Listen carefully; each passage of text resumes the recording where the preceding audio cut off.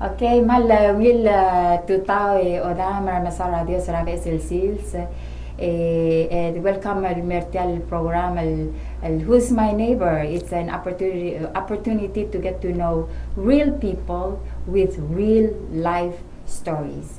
So my guest today is Jacob Yangilmau. Yes. Some people already know him because he's been going around the schools and sharing his testimony. But we have the privilege of having him right here in the studio. Thank you. I'm going to ask Jacob to open our time with a word of prayer. Okay. Okay. Okay.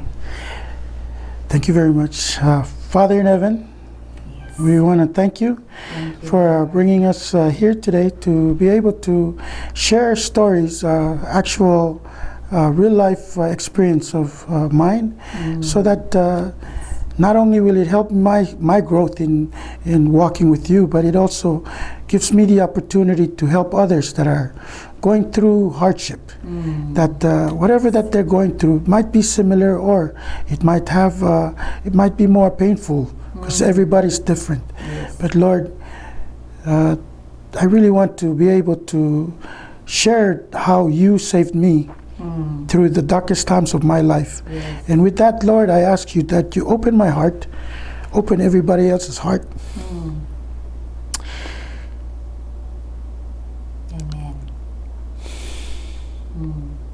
So that they might receive you as I received you in my darkest times, Lord. Amen. And with that, Lord, give me the courage to share everything and also be able to really praise you. And I always remember what I said when I was in jail, to use me and lead me so that I am able to make difference in other people's life. Amen. With that, we want to thank you in the name of Jesus Christ our Lord. Amen. Amen. Amen. Jacob, thank you Yes. for being here with us today. And I'm glad to see tears because that shows, let's say, his experience is real. It is not fake. The power of that experience, so his, his emotions are still tied to that.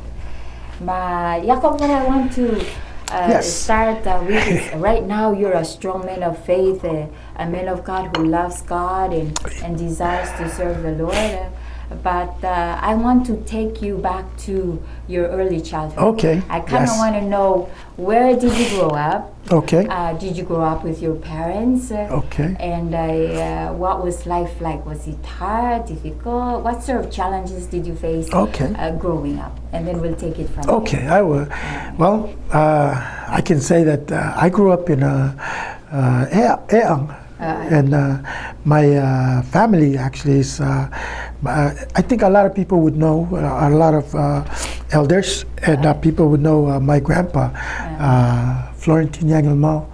And the Yangilmau family, we were very, very big, but we were very close. And I would say my childhood, growing up with my grandpa and my mom, and I would see my grandpa always praying, you know, always praying. Okay. And I was... this is a Catholic environment? Yes, okay. This is Catholic. I actually tell this, our place, I think it's like maybe 99% Catholics, yes.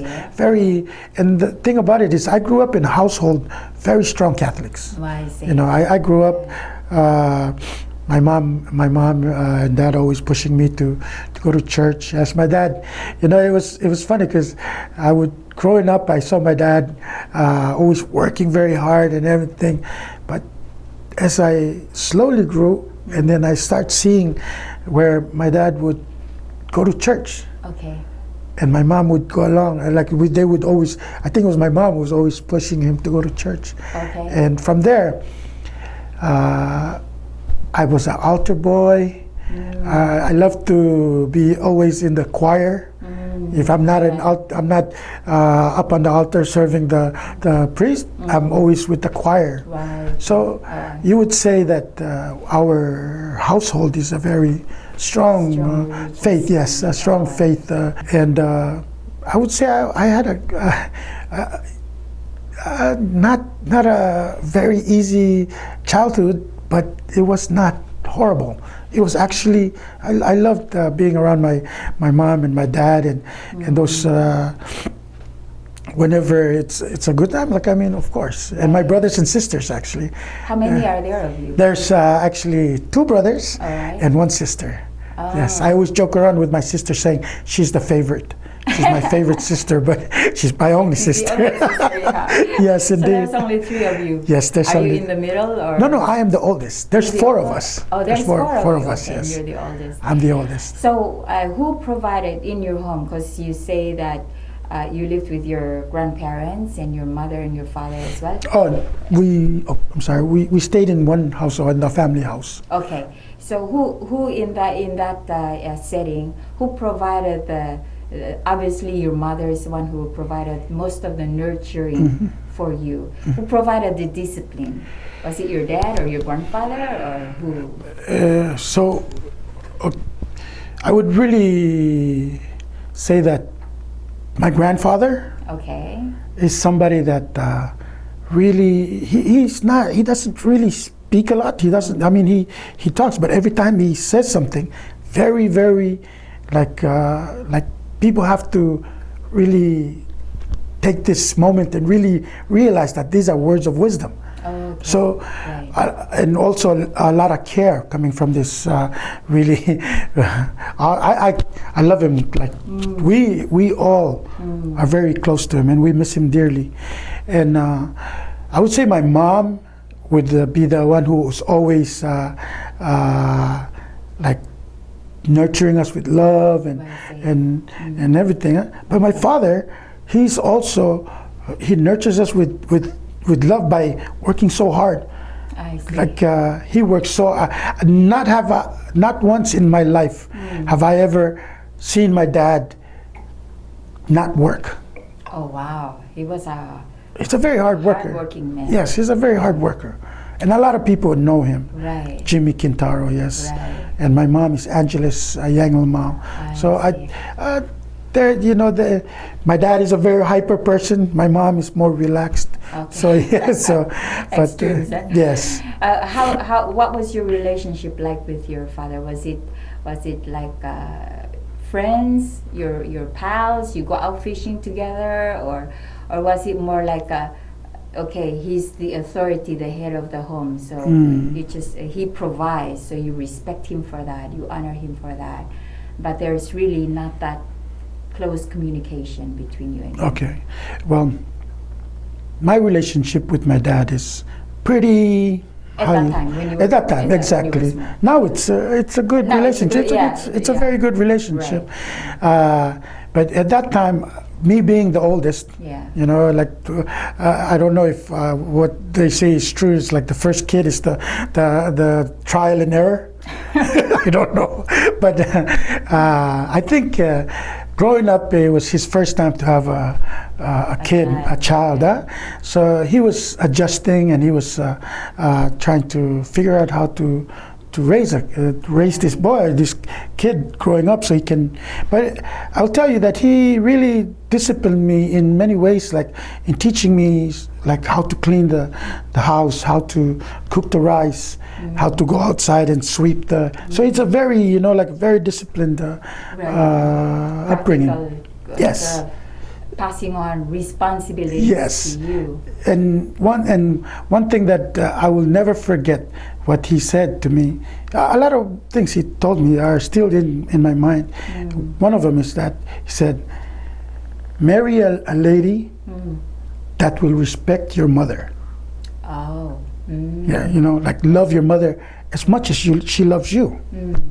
Right. So we had our hard times, like growing up, me being the rebellious one, and he had a hard time growing up himself. But when he was trying to teach me, I think I was fighting it a lot of times, but we never came to blows. It was never like I never hit him or anything like that. But and looking back now, what do you think was the drive that made you sort of resist disciplinary? Was it because yung lain nga grandfather ka that you prefer to to sort of listen to your grandfather rather than him, or what was the? I think because I didn't really, I moved from house to house. Okay. Like I had to go to Saipan, going to school somewhere else, Oh. go to Hawaii, and you know, I moved around a lot. But when I was growing up, I think I had a thing in my head, you know, like my mind, or maybe because I was really into a lot of reading, like book reading and everything. So I think I had this dream world of what a perfect father would be. You know, that's the whole thing is, and then I would put him to that standard, or I would hold him to that standard without talking, without communication. And that's where I think as an adult now, looking at myself as a kid, like you know, like I think that's where I not accepting who this man is as my father and wanting something else, you know, like you know, yes. Wow. But still, I learned a lot, like fishing, cleaning, many things. I was only like, I think I was like 9 years old, 8, 9 years old, and I can clean the whole house. I can cook the rice. I can so many things. And you're responsible for the home. 8 or 9 years old. That's a very impressive thing. Like, yes. So you mentioned you lived in Saipan. When did you move to Saipan?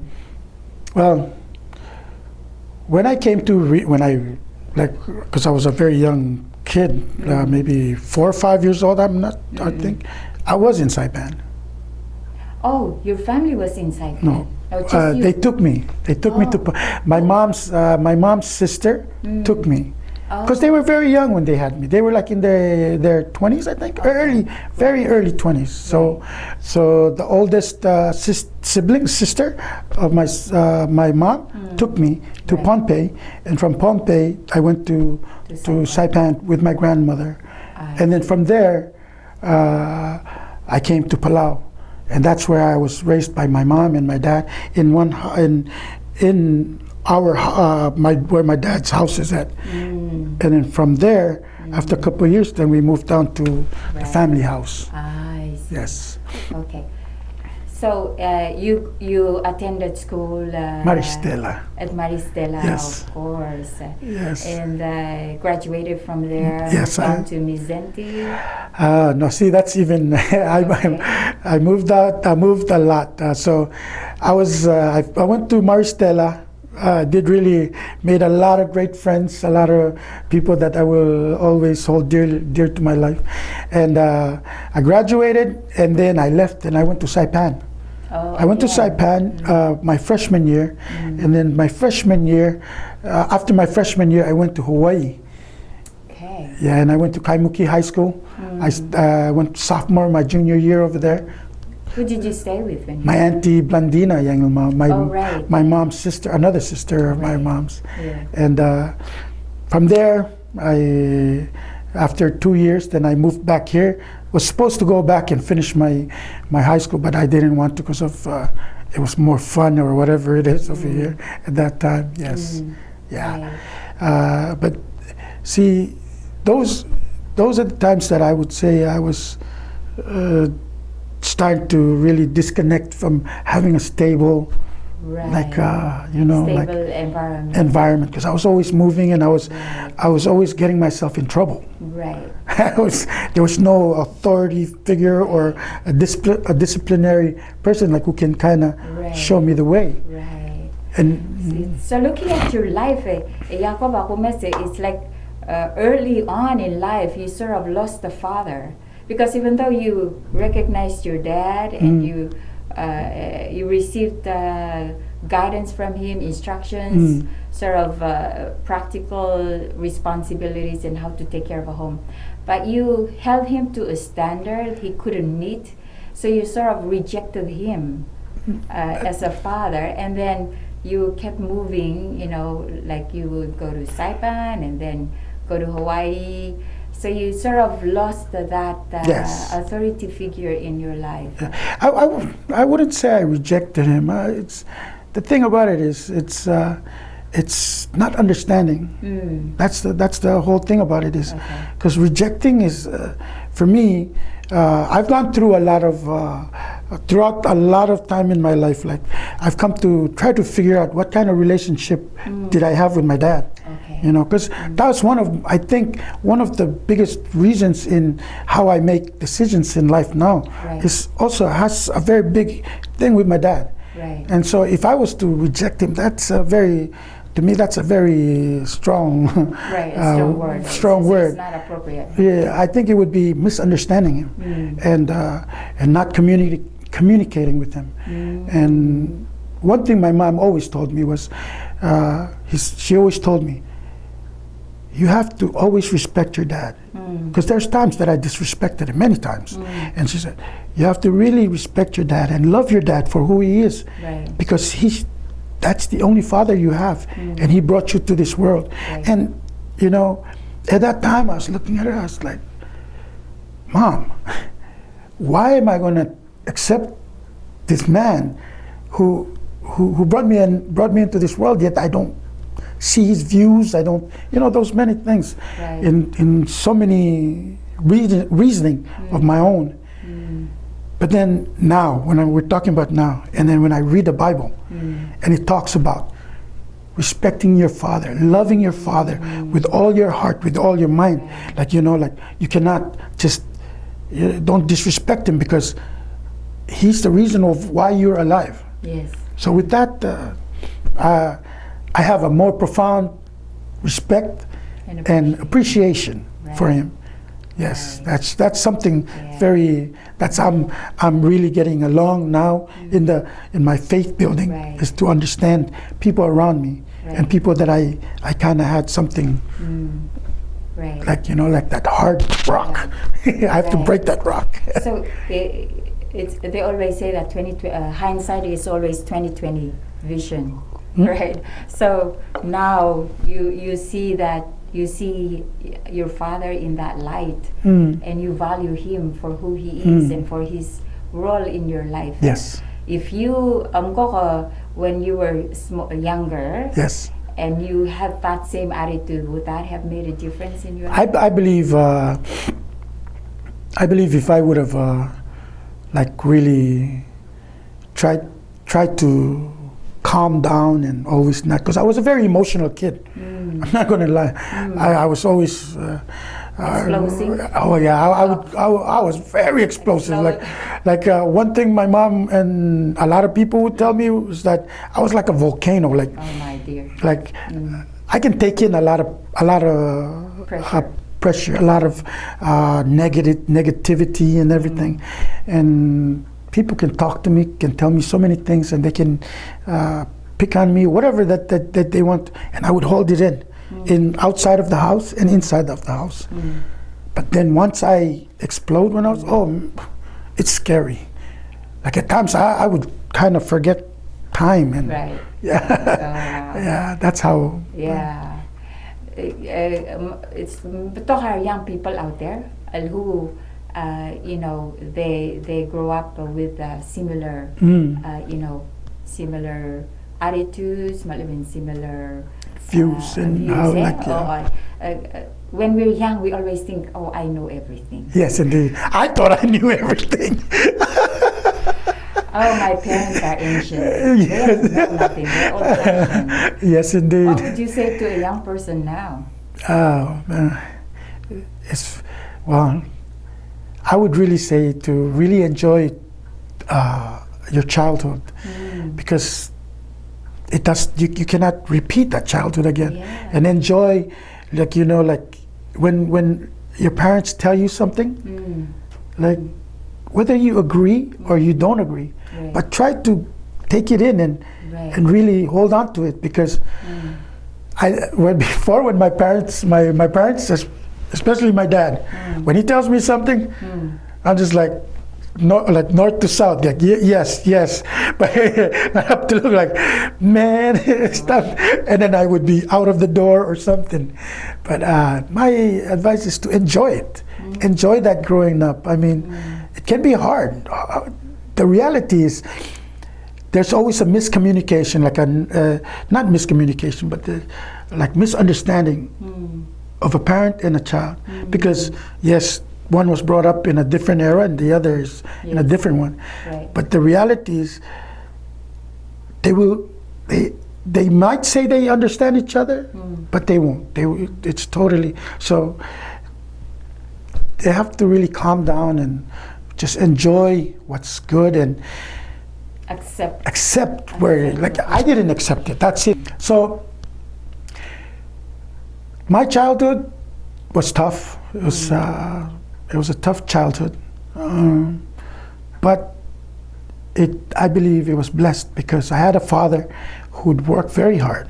I have a mother who worked very hard and loved us unconditionally. Right. You know, because I hope that as we go on and we move from my childhood and we go on, I would even like share of how a mother's love saved me. Wow. Yeah, this is a long, like it's a journey that a lot of people, I only tell about when I was in PCC and then go. But I love this where we talk about my childhood because a lot of people here in Palau, I'm very sure, went through the same thing. We're going through the same thing. Even people now, even kids now. Right.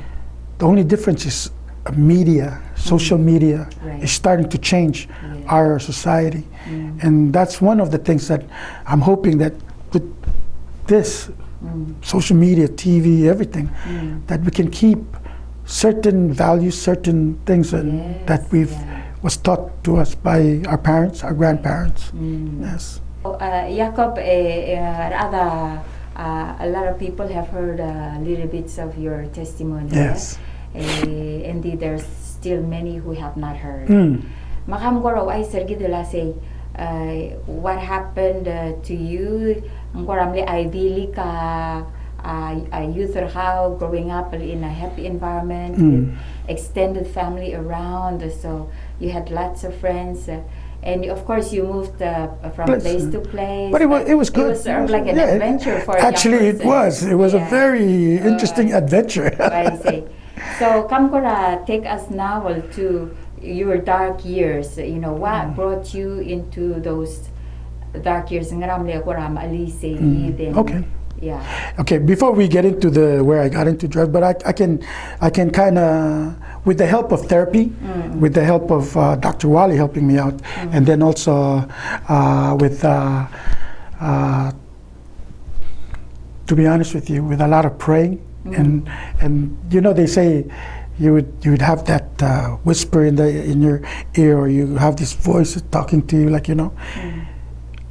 I believe that when I pray, I've been building my faith and the strength and my relationship with God.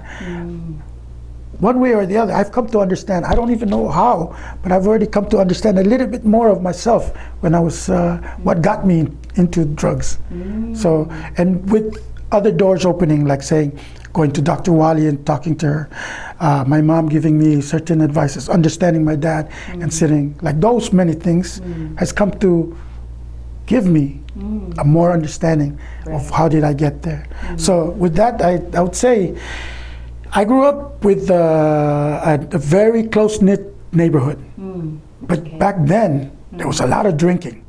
Like, there was so much drinking. In the community? In the community. It was like, first thing I realized when I was looking around, I thought it was like the thing, the it thing.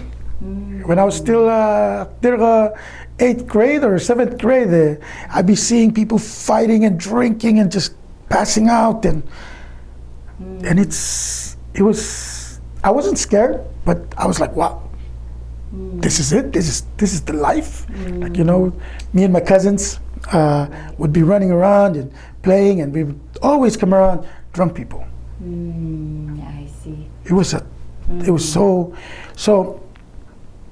On my 8th grade graduation, after I finished, that was my first time to ever take alcohol. Were you sort of curious? Say, you know, let me try it? Or No. It was, okay, so one thing was, let's drink. Yeehaw! Like, everybody's so happy. So I was like, man, I'm happy. I graduated 8th grade. How can I be much happier? Let me drink. Okay. That was the mindset. You know, because growing up with always looking around and seeing people celebrating. And what with alcohol. with alcohol. The first thing that would come to say, like, okay, we're gonna have a birthday. What comes of it? Alcohol. Alcohol. Okay, let's get together and barbecue. What comes of it? Alcohol. Makamledi ka rin. Equate happiness with alcohol. Exactly. I see. So my first thing was I was so happy. I was so happy that I finished 8th grade. And what did I do first? I started taking shots of 151 Bacardi. That's one of the strongest liquor I know of, and I took shots. You didn't start with beer. You No, went straight to liquor. Just went straight. What to did it taste like? Did you like the taste, or what was your impression? The first shot that I ever took of it, it was horrible. It burned my throat going down and my stomach, and I was like, what is this warm thing going in my stomach? But again, there was peer pressure because there's older cousins of mine and older people that I hung out with and I looked up to, and they was like, hey, take another one. I see. And I just like, man, like this the man thing. Yeah, it's like, because and they say, you take another one, it will get you to where we want to be, like the happiness place, I think. Right. So I took another one, and needless to say, my 8th grade graduation night was one of the most horrible. The next day was very horrible. I was headache, puking. Right. As an 8th grader, well, soon to be a freshman. Right. Now, I left and I went to Saipan, and I was about school, but I think I had a lot of unchecked things in my emotion, my mental and my emotional side, like growing up and everything. So I was a very rebellious, and I didn't really like a lot of authority figures in like teachers. I would, school system, they tell you do homework, I wouldn't do it. So a lot of things that I did was always rebellious. And that's the thing that I think got me into a lot of trouble, which lo and behold, throughout my years later, it really got me into trouble. But that was the first seeds of what I was about to start doing. Right. Yeah, so I started challenging authority. They said, do homework, I didn't. They said, so I would just barely make it. Right, okay. I didn't study, I didn't do nothing, but I just barely made it. I see. I kept doing that until it got me into jail. Like, meaning getting to jail is when Hawaii. Yes, I went to from Saipan, I went to Hawaii. Okay. And from there, we started stealing cars. Stealing cars? Yes. In high school? In high school. Because I joined a gang. Like, I was trying to be in a gang, but you had to do so many things in order before you join the gang. It's like an initiation. Right. Yeah, so we would go down and fight in Waikiki. We would go and steal we would look for houses that are empty, and we would go steal everything inside. So just so you know what kind of growing up I was, there was no discipline on my behalf. I don't blame anybody else. Yes. They were trying. My auntie was trying to discipline me and everything, but Yeah, it was an internal decision. It was an internal decision, and that's one thing that I also want everybody to know, is that the reality is it's not anybody's fault. Exactly. It's not anybody's fault. Right. They can put you in a situation, but it's you who's going to do what you need to do to either make it good or make it worse for yourself. And I believe I made it worse for myself by doing all those bad stuff and knowing. So when I left and I came to Palau, and it took me 6 years to finish high school, by the way. Going back you finished here in Palau or Saipan? Or in Saipan. So from Hawaii, I came to Palau, went to Midzenti, still rebellious kind of guy, kid, and then I went to Palau High School, didn't finish because of just the Omilil and everything. Then I went to Saipan, and I don't know how did I pass the thing, but throughout the whole time I was in high school, I went to jail maybe 4 or 5 times. Oh my word. Yes. Now. And that didn't scare you? See, exactly, that it did not scare me, because one of the things, some of the things was the things that I was surrounding myself with. For instance, the music I was listening to.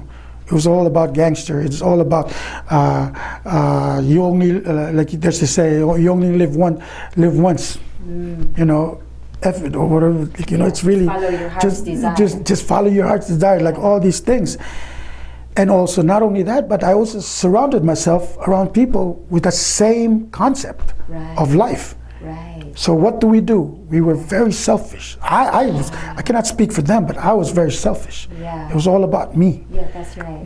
And then not caring whether the money that my mom was sending me was how much time did she work to earn that? Right. How many of was it my dad and my mom? Like, you know, I never took those to heart. Right, yeah. You know, it's like I deserved it. This is mine, whatever. You know. But when I came to Palau, you know. Hali Jacob edik recount the points that you just mentioned. So one was your internal decisions was your own rebellion. You were rebellious and you made and a I decision know it. to be rebellious against the authority. Yes. And two, you surrounded yourself with friends with the wrong mentality. Exactly. That was your choice again. Yes, my choice. And then you filled your mind with music or media that had the wrong content. Yes. That was again your choice. Yes. And so young people pay attention. Yes. Because I believe with all those that we just mentioned, it also dictated how I lived my life each day. Right. You know, each day I would make a decision because of the rap music I heard. Yeah. I would make a decision because of people that I've already surrounded myself with. Yeah. You know, and everything. And instead of a building of oneself, it was actually planting of very bad things that would come.